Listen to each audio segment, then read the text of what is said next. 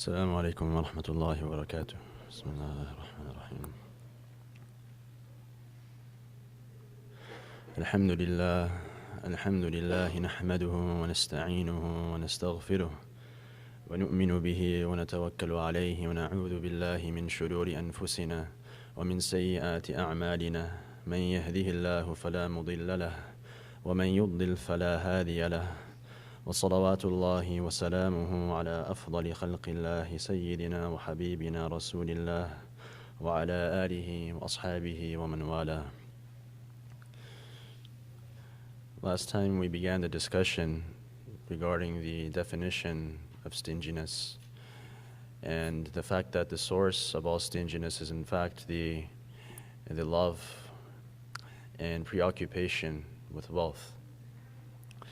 Imam Al-Ghazali will now present some form of a remedy and kind of like a regimen to alleviate ourselves from this problem, to get rid of this problem of the desire of wealth. It starts off with simply understanding that there is a difference between needs and wants. Right? There is a bare minimum, right? And then there's you could say the awsat, there's the moderate, and then there's an extreme. Right? The bare minimum, he says that all you need to survive on a daily basis is 1 mud. That's like just enough to get by. He says if you want, you can double that. 1 mud is basically how much, it's the amount that the fuqaha have stipulated that the Prophet ﷺ would use for wudu.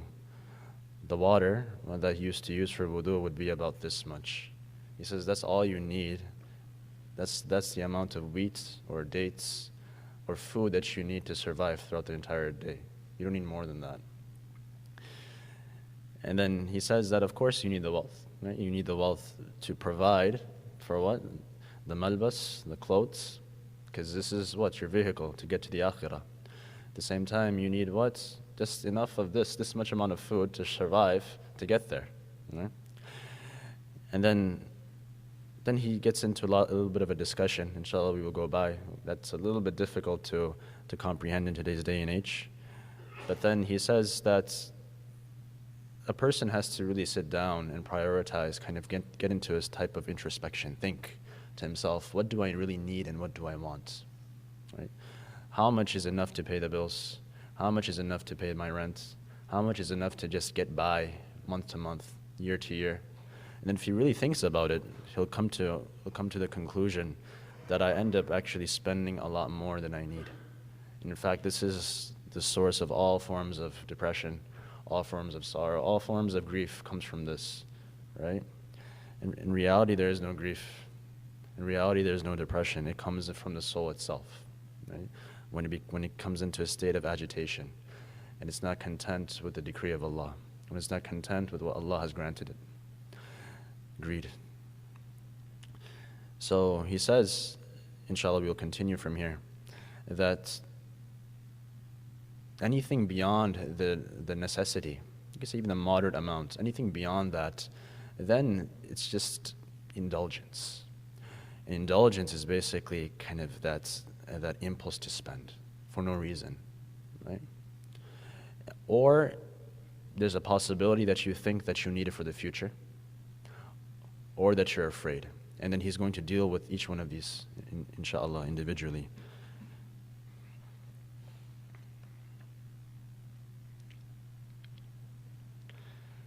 So he says, Bismillah ar-Rahman ar-Rahim.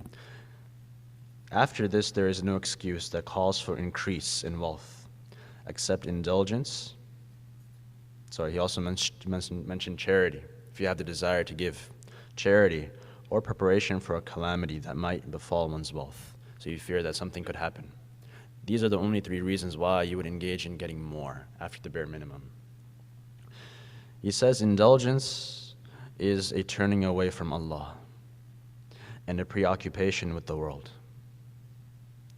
How can anyone expect any form of reward from that? It's indulgence. It's disliked. As for charity, abandoning wealth is better than it. SubhanAllah. This is very unique. Oftentimes, if you ask people, why why do you put in so much work? So they'll say that I want to have enough so that I can give as opposed to take. Right? I want to give in charity. He says it's better for you to avoid it than to give in charity. And then he quotes Isa alayhi salatu wasalam, and he says, Isa alayhi salam, O seeker of the world, for virtue's sake, for you to leave it is twice as virtuous. The one who seeks the dunya for the sake of virtue, yani an tabarra, right, that you help others out, it's better for you to leave it. It's more virtuous for you to leave it than do that, because of the hidden sickness behind it. Right? As for preparation due to fear of a calamity, there is nothing that can repel it when it is a bad opinion that has no end. You don't want to have a bad opinion of Allah. Right? And then he's going to get into this in much detail. Inshallah, there's a different section for this.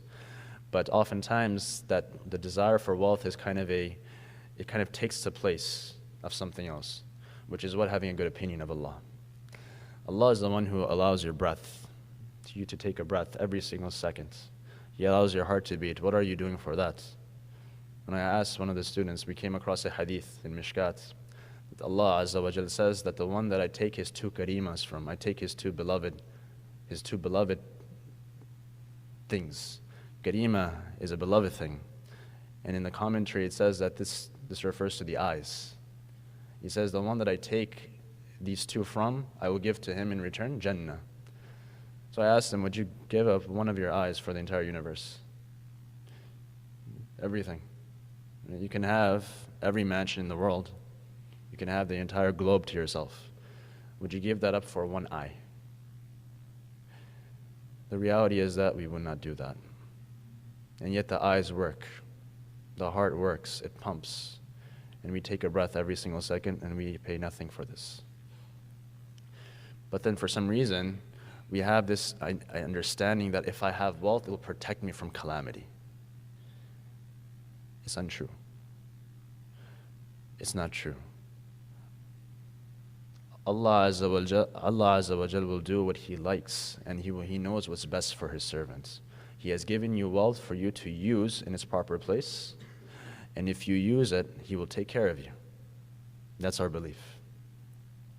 You do your part. This is one of the advices that Ibn Abbas radiallahu anhu received from the Prophet sallallahu alaihi wasallam. He said, look, Ya bunayya, ihfadillah yahfadka. If you safeguard, if you protect the rights of Allah, Allah will protect you. That's just the reality, right? Ihfadillah tajidhu tujahak. If you preserve the rights of Allah, you will find Him facing you. And when you're there, when you are in need and you're there in front of Him, He will be there in front of you. But this is how it works, right? Make sure that you fulfill the rights of your Creator, and inshaAllah, He will fulfill your rights. So he says, as for preparation due to fear of a calamity, or anything could happen, right? There is nothing that can repel it when it is a bad opinion that has no end. Rather, one should repel it with a good opinion of Allah's plan. All right? The way that you can protect yourself from this calamity, from whatever calamity, is to assume to have a good opinion of Allah. Only that which Allah desires will take place, and it will be good. All right? Whatever comes from Allah, there is good behind it. عسى أن تكرهوا شيئا وهو خير لكم وعسى أن تحبوا شيئا وهو شر لكم. You think that this such and such thing will be a means of good for me, but in fact it can be calamitous for you. On the other hand, there may be something that you think is calamitous for you, something that's bad for you, but in reality it's what's good for you. This is part of believing in the divine wisdom. And this is very important for us believers to admit. When we believe in Allah, we believe in Allah with all His attributes. And one of His attributes is being all-wise, right? Wisdom. He is the Creator and He's all-wise. When He decrees something for us, we have to accept it. And we have to believe that there is a wisdom behind it, regardless, irrespective of whether or not we can understand it. That is not the condition. The condition is to accept Him as your Creator and accept Him as your Lord. That's what it is, right? And to do what He tells you to do. And how do we do that? By following the way of the greatest human being that ever existed, Rasulullah sallallahu alaihi wasallam. There is no one that went through more trials than him. In fact, he had no problem admitting that, as we'll see. And this is the way that Allah cleanses the human being in this world. He trials him. And if he is beloved, he will trial him even more.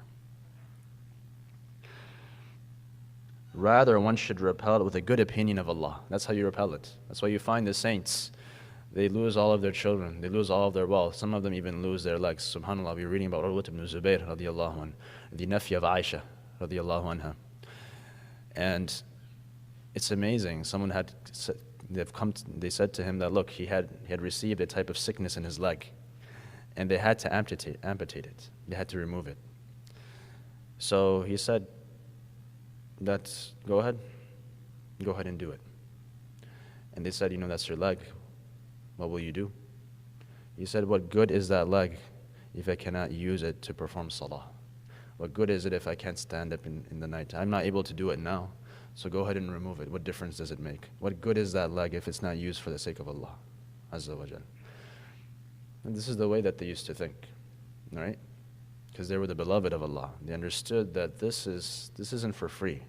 There's something behind this, right? He says, rather, one should repel it with a good opinion of Allah's plan. That means picturing that a calamity will befall one's wealth from where it is not expected. And at the same time, picturing that a new door of provision will open from where one does not expect it. Let's say someone loses their job. No doubt about it. That will happen. That's part of the test. But then he quotes an ayah and he says, وَمَن يَتَّقِ اللَّهَ يَجْعَلْ لَهُ مَخْرَجًا. If you have fear of Allah at that time, and you don't get into a state of anxiety, you don't get into a state of complete discontent with Allah's decree, right? That's a fear. That's part of your taqwa. Taqwa isn't simply saying it's not some superficial reality, right? It's a deep reality. Taqwa is being aware of your Creator at all times. This was the way of the prophets. So the one who is aware of his Creator, Allah will grant him a way out. Whoever fears Allah, He will make a way out for him and provide for him where he does not expect. وَيَرْزُقْهُ مِنْ حَيْثُ لَا يَحْتَسِبُ. I mean, this is what Allah Himself states in the Quran, and He's our Creator. And who speaks the truth more than Allah? وَمَنْ أَصْدَقُ مِنَ اللَّهِ حَدِيثًا.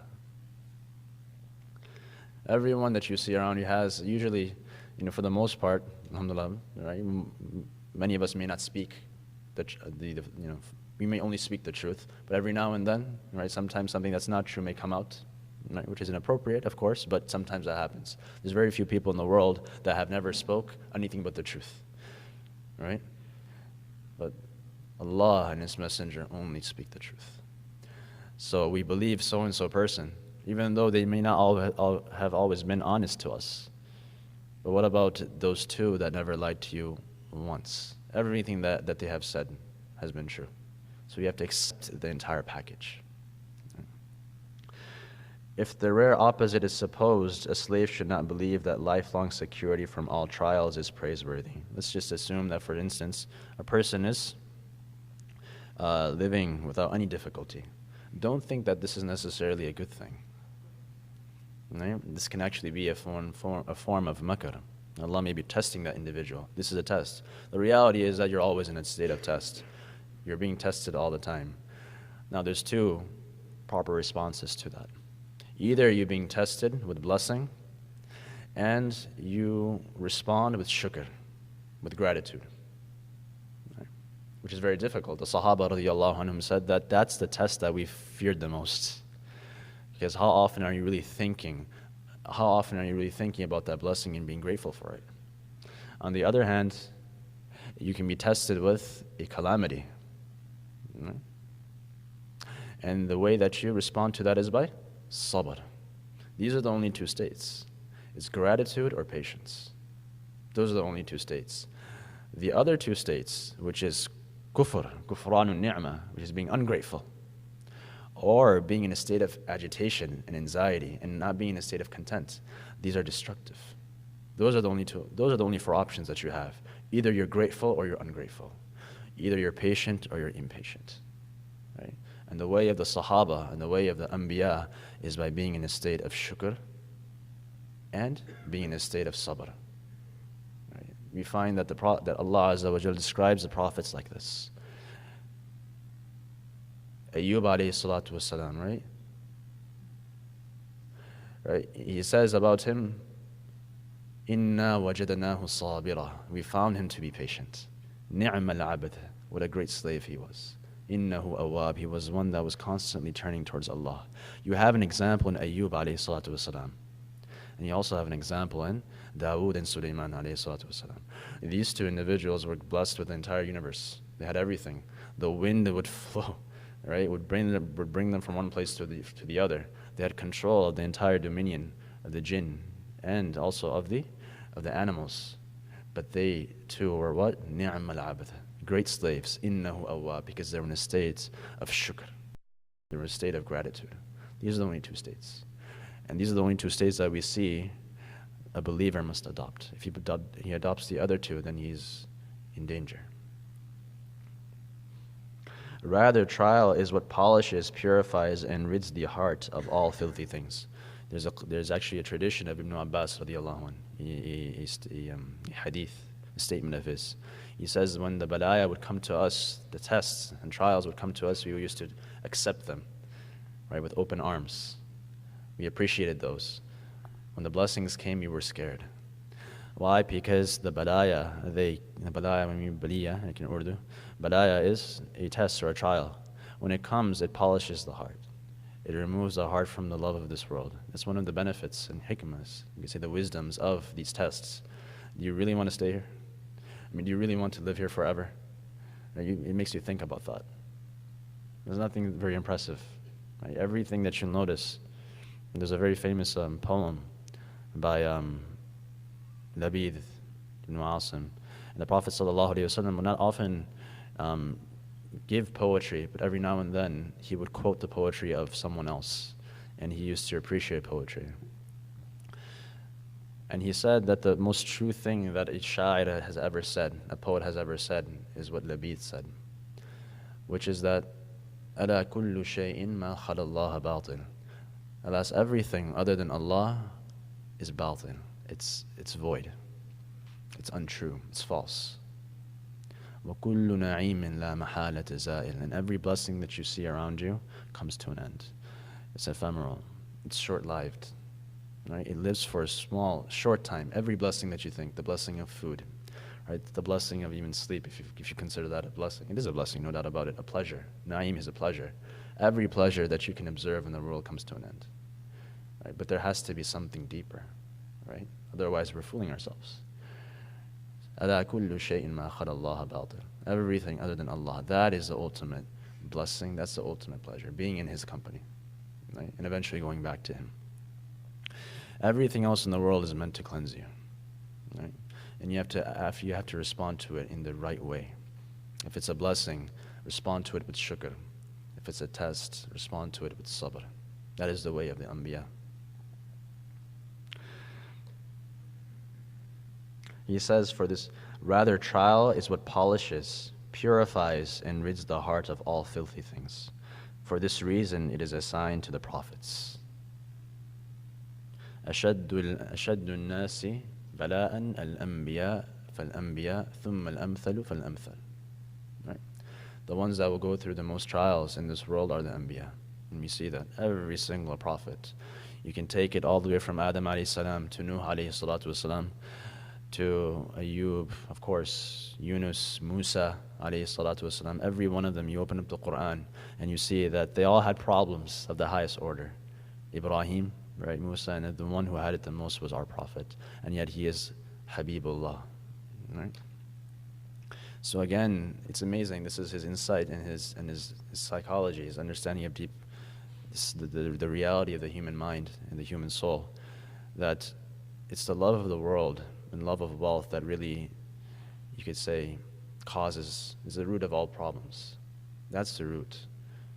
Otherwise, if you were to pay attention and study the Sharia and think about the way that the Quran is speaking about problems and the solution to these problems and the way that the Anbiya dealt with these problems, you see that the Anbiya are the ones that are calling to the Akhirah, yet they're dealing with the most problems. Right?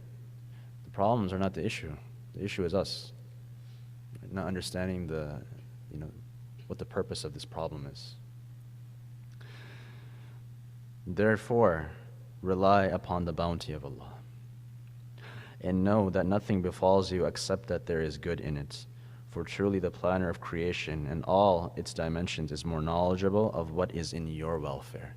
You think that you know what's best for you. But the reality is, وَلَا يَذْكُرُ الْإِنسَانِ أَنَّا خَلَقْنَاهُ مِنْ قَبْلِ وَلَمْ يَكُ شَيْئًا. Doesn't the humankind remember that there was a time that he was nothing to be mentioned? You had no name. You had no reality. And Allah brought you into this world and you had nothing to do with it. You were nutrition at one point, and then after some time you became something that is disrespectful to even mention in this masjid, in the masjid. That's what your reality was. And Allah made you into this. Right? You don't think that He knows what's best for you? You don't think He knows what's in your welfare? He's far more knowledgeable than you or anyone else. So why go to someone else who has the same issues, if not different issues? Different issues, if not the same issues, and try to get your solutions from them. It makes no sense. The answer to everything is Allah, right? The one who created everything. And the way to negotiate the issue is by following the sunnah of the Prophet ﷺ. Everything is mawjood there. He lost his children. He lost his wealth. He shed his blood. He did everything. He went through every problem that you can think of. But there's a way to negotiate that problem, to deal with that problem. Right? Then he moves on and he says, wealth is like medicine. Like, no one's saying abandon wealth. Wealth is like medicine. What we have mentioned is an approximation. Increasing or decreasing it is possible according to the endeavor of some people and some states. However, you should believe absolutely that wealth is like medicine. A specific dosage of it is what benefits. Overdosing does what? We all know what overdosing does, right? Overdosing kills.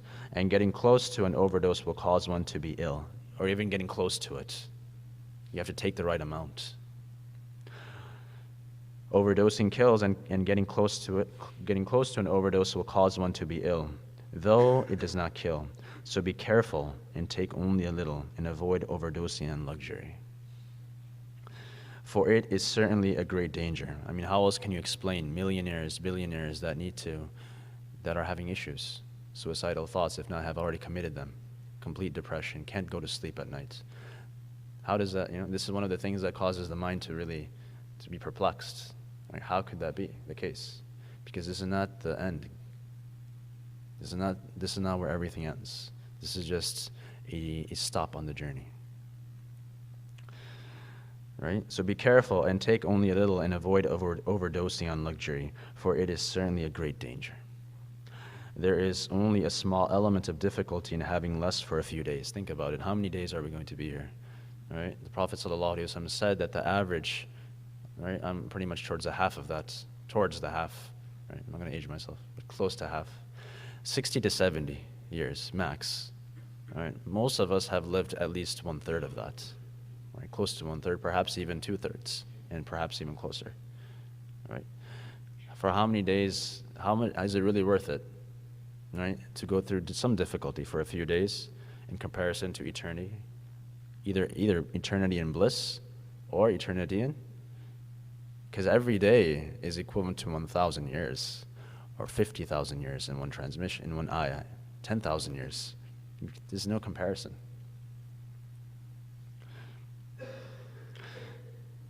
There is only a small element of difficulty, if you really think about it, in having less for a few days. So what's the big deal? It's less to worry about, really, right? It is not hard on a prudent person. Prudence is a term that's used in Latin for an individual that acts according to his wisdom, right? A hakim. In the tradition, al-hikmah is referred to in our tradition, and also in the pre-Islamic tradition. Wisdom was used for an individual that acted according to his knowledge. He understood the reality of something and acted according to it. Right? It's to know things as they are.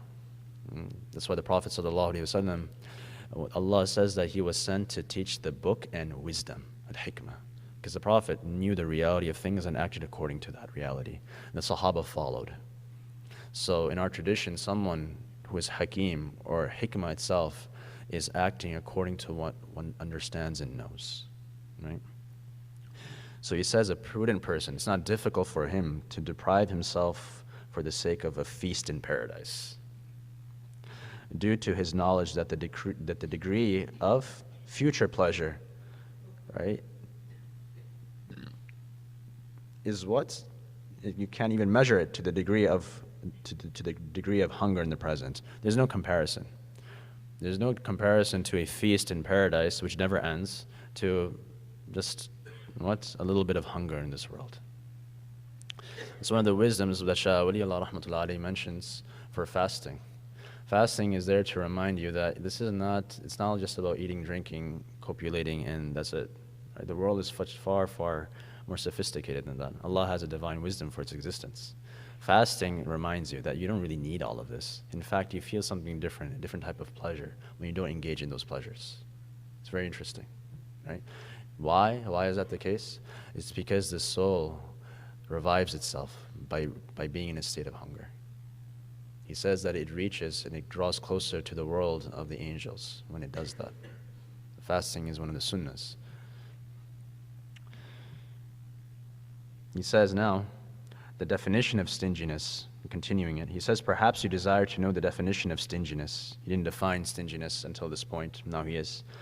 For an individual may doubt as to whether or not he is stingy, right? When we think, am I stingy or am I not stingy? We all think, right? He's mentioning all these things. What is the definition of being stingy? He said, people differ about this. He says, know that the definition of stinginess is to prevent what the revealed law or public respectability obligates. Very interesting. He says the Sharia obliges you to fulfill that has a haqq upon your wealth. There's a right that the Sharia has upon your wealth. And it designates certain places where it needs to be spent. For instance, on your family. It needs to be spent on your family. It needs to be spent on the orphans. It needs to be spent on the poor. But you say, what's all this? Right? That's stinginess. Right? And at the same time, there's also something that goes beyond the Sharia. He uses the term muru'ah. Muru'ah is a very unique term. It basically refers to, it's translated as chivalry. Right? The knights. Chivalry. Muru'ah comes from the word mara, and mara is man.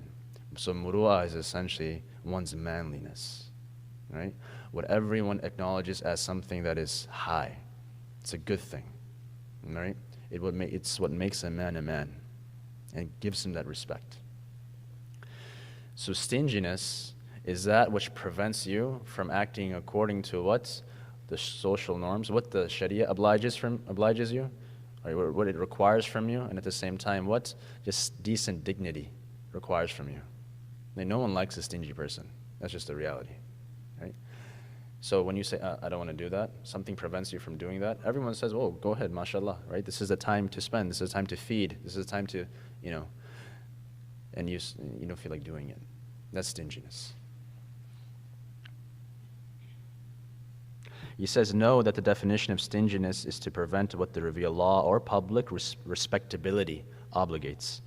Do not think that someone who submits to his wife or his relative what the judge has dictated, but is upright about giving a morsel beyond this is not stingy. Well, now what he's saying is that there is certain aspects of the law and there's certain aspects that are beyond that. And if a person fulfills just the bare minimum, he's still not going to be considered stingy. That's what he's saying. He says, indeed, it is necessary to comply with respectability and refute those who would speak ill, and that differs according to the differences of people and amount of wealth. He says now, to verify, wealth was created for a benefit and is possessed for that sake. Wealth is one of the unique things we have in inversion. The Prophet ﷺ, in fact, one of the signs of the Day of Judgment that he mentioned was that you'll find that things, the affairs, the way that they are meant to be, will be inverted. So things that are meant to be in a certain way will be inverted. You'll find the opposites. So traditionally, the human being was considered to be an end, not a means. Right? What does that mean? The individual himself had value because of himself, because he is an individual, not because I can use that individual. Right? So there's no utility. It's not for utility. It's because he has value in and of himself. And wealth has no value in of itself. It's a means. But you see now it's an inversion. The individual is just there. We can use him for the wealth. Right? This is one of the signs of the Day of Judgment. He says to verify wealth, just make this clear, wealth was created for a benefit and it's possessed for that sake. There is also a benefit in spending it. Whenever the benefit of spending appears to be greater than the benefit of holding, yet it is difficult for a person to spend, then he is a stingy person who loves wealth. You have an option. Of course, wealth is used. It's there for one's benefit. You decide to keep it when you have the option of spending it. They're both good. You say, I'm going to keep it. That's stinginess. It's a sign that he loves wealth. Wealth should not be loved for itself, but rather for its benefit. Therefore, it should be directed to the strongest of its benefits. Preservation of public respectability is better and stronger than indulging in much eating, for example. You see, he's not shy at all. He says it's better for you to have this honor in society, be respectable, as opposed to just enjoying your food, right, and using it for yourself and not spending it on others. You can have a feast, you can eat, but bring others, right? This was the way of the Arab. The Arab would rarely eat by themselves. In fact, you'll find Ibrahim ﷺ in his Sunnah, right? He would not eat by himself. This is stated in Sahih al-Bukhari. This was his Sunnah. He would not eat by himself. He considered that to be a lowly thing. But now everyone lives their own life. It's amazing. You have a situation now that a person leaves from his home and comes back and does this day after day after day with barely any interaction with another human being. He's in his own world, right? In his car. I mean, you see the cars going by, but you don't see any interaction, human interaction. It's very different than from what is overseas. We see everyone knows everyone because everyone's life is connected, right? Right next door. You can hear everything, right? Here, siblings don't even know each other, right? The husband and wife, if they have to communicate, it's through this device. Where's the humanity, right? This is an issue. It's a problem. It needs to be solved. And how is it solved? By understanding that these things are means. They're not ends. The human being is an end. Allah loves each individual as his being, as his creation, right? And we have to acknowledge that and respect that. وَلَقَدْ كَرَّمْنَا بَنِي آدَمَ. We have given all of Bani Adam, even the atheist, even the Hindu, Bani Adam, we have given him an honor for being just a human being. So we have to, as human beings, we have to acknowledge that honor and respect that individual as being an individual. This is part of the way of the Prophet ﷺ. This is how he gained such respect in his society. This is what it was, right? By giving every human being his due share or her due share, not treating them like a tool. Stinginess and love of wealth could lead to a person being ignorant of the strongest and most appropriate of two benefits. This is the utmost stinginess. If he knows, yet spending is still difficult on him, then he is also stingy, even if he spends effectively. Rather, a person frees himself from stinginess only when spending wealth on what it should be spent on. SubhanAllah, this is the solution. You have to think, and this is where the Sharia comes into play. Of course, that's why we have to learn. At the same time, this is where simply understanding how society works also comes into play. When you're supposed to spend and you say no, that means you're stingy. And the way to deal with this issue is to do the opposite, right? Is to spend. At the time of spending, spend. And then you'll get rid of this disease, which is a sickness, and it's not liked in the eyes of Allah or in the eyes of anyone. That's how he frees himself. Rather, a person frees himself from stinginess only when spending wealth on what it should be spent on, rationally and legally. Right? Does not weigh heavily on him. As for the level of liberal generosity, only spending in excess of both legal obligation and public respectability attains it. Now he's saying how he's going to a different level. So there's two extremes, right? You have, they're good extremes. One is good. You have bukhl, bakhil, which is a terrible thing, stinginess, and then you have sakha. Prophet ﷺ was described as askhan nas wa ajwad nas. He says, if you want to know what this is, sakha is liberal generosity. It's free generosity. That's when a person spends, not only when the Sharia tells him to, and not only when society tells him to, right? But he goes beyond that. He spends because that's just part of his nature. And this is what we see from the Prophet ﷺ. The Sahaba said about him, كَانَ أَجْوَدَ النَّاسِ. He was the most generous of people. He didn't just stick to the bare minimum. He went beyond that. He gave it all up. But to attain that, then you have to go beyond, right? You can't just stick to the bare minimum. Inshallah, we'll conclude with this. Now he just continues with the treatment of stinginess. He says, perhaps you would like to understand the treatment of stinginess. Know that its remedy is a mixture composed of knowledge and practice. Now we understand to some degree what the reality of this is, what the reality of stinginess is, and the source of it, hubbul mal. Right? As for knowledge, it is that you know the destruction in store for the stingy person in the afterlife, and the censure connected to him, yani the dham, right? The blameworthiness connected to him in the world. It is also for you to know that wealth does not follow you to your grave. So these are the two things that you need to know. Number one, that this quality is no good, right? It's going to be a means of destruction for you in the akhirah. And the second thing is that your wealth is not going to follow you to the grave. Some of you actually know this, but we don't really think about it. Right? So that's why this is a remembrance, right? فَذَكِّرْ فَإِنَّ الذِّكْرَى تَنْفَعُ الْمُؤْمِنِينَ. وَذَكِّرْ. As for knowledge, right, is that you know that the destruction in store for the stingy person in the afterlife and the censure connected to him in the world is also for you to know that wealth does not follow you to your grave. Wealth is only for Allah. Allah says this himself, وَلِلَّهِ مِيرَاثُ السَّمَاوَاتِ وَالْأَرْضِ. For Allah is the inheritance of the cosmos, of the universe, everything, right? MashaAllah, we've been to India and we've seen the great Taj Mahal, right? It's nice, but it doesn't belong to anyone. In reality, whoever inherits it will just, if it's an inheritance, I'm not sure, but whoever inherits it eventually will die. They'll continue to inherit and die and die. And that's the reality, right? This doesn't belong to anyone but Allah. Someone may own it after I go, right? But then that person's also going to go. And that person's also going to go. You see, it's a paradox. People think that they own something. You don't own anything, right? It's all going to go. Either you or it. Either you go first or it goes first. So everything belongs to Allah. وَلِلَّهِ مِيرَاثُ السَّمَاوَاتِ وَالْأَرْضِ. He enables one to possess it in order to use it for important matters. The reason why then He gives it to you is so that you use it for something, for important matters. It is also for you to know that being spoken well of and receiving a reward in the afterlife is more delightful than withholding wealth for the sake of indulging desires. I mean, it's better. If not the malaika, if not people, then the malaika, right? If you spend, people will speak good of you, right?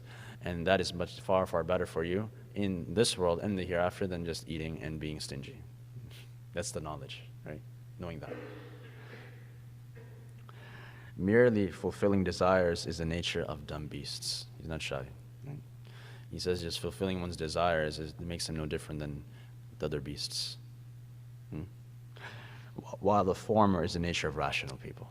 Understanding what this wealth is for, using it for its purpose, and then spending it and getting rid of it. That's the way of the rational beasts, the rational people. If a person holds on to wealth for the sake of leaving it for his child, then it is as if he leaves him in goodness only to push himself forward to his Lord with evil. What does this mean?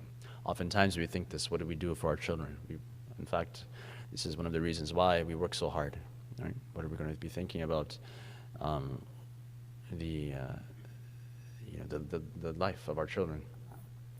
So he says that, amazing, right? It's how the human being thinks, whether it's 1,000 years ago or it's 2,000 years ago or it's 10,000 years ago. It's the same way that every human thinks. So he says that the person needs to just compare, needs to think to himself that what's more beneficial? I mean, is it to push good towards this towards my child, assuming that he's a righteous child, and leaving good for him, or leaving what's possibly bad for me? The more wealth you have, it has a potential for being evil, especially when it goes beyond what's necessary. So now you earn more for the child, assuming that the child is righteous. Then it's like you're giving him good, but then what are you doing for yourself? right? You have to think about yourself as well. When you're in the grave, you're going to be accountable for yourself. On Qiyamah, right, when we speak in front of Allah, we're going to be accountable to Allah by ourselves, right? So he says, if a person holds on to wealth for the sake of leaving it for his child, then it is as if he leaves him in goodness only to push himself forward to his Lord with evil. Right? This is the essence of ignorance. How is this so? How is this so? He says, so the question is, what is he talking about? This is about doing good for my child. But at the same time, Imam Al-Ghazali is saying this is ignorance. How? If his child is righteous, then Allah is enough for him. He says that Allah is enough for him. If he's a righteous human being, the righteous child, and if you train him, that's why the greatest thing that we can give him, the Prophet ﷺ in a hadith says, the greatest gift that a child, and it's the right that the child has upon the father and the parent, that he gives him adab. SubhanAllah. And adab, we're talking about not the adab of our culture. We're talking about the adab of the Prophet. We're talking about the adab of our Sharia. Yani comportment, how to be as a Muslim, a true Muslim. The greatest thing that you can do for him is to teach him etiquette, right? Religious etiquette. Because then he'll know how to act. So whether he has $2 million in his bank account or two, it really won't make a difference to him. Because he knows how to act according to the Sharia. There's a way to act when you have 2 million in front of you, and there's a way to act when you have $2 in front of you. There's always a way to act according to the Sharia. So he says, if the child is righteous, then Allah is enough for him. If he is a sinner, then he relies upon wealth to commit acts of disobedience. And the parent is the cause of the child's empowerment to do them. Thus, he is harmed while other indulges. The child is indulging in his pleasure, in whatever pleasure he thinks he's achieving, disobedience. And the father or the father or the mother is getting the sin for that.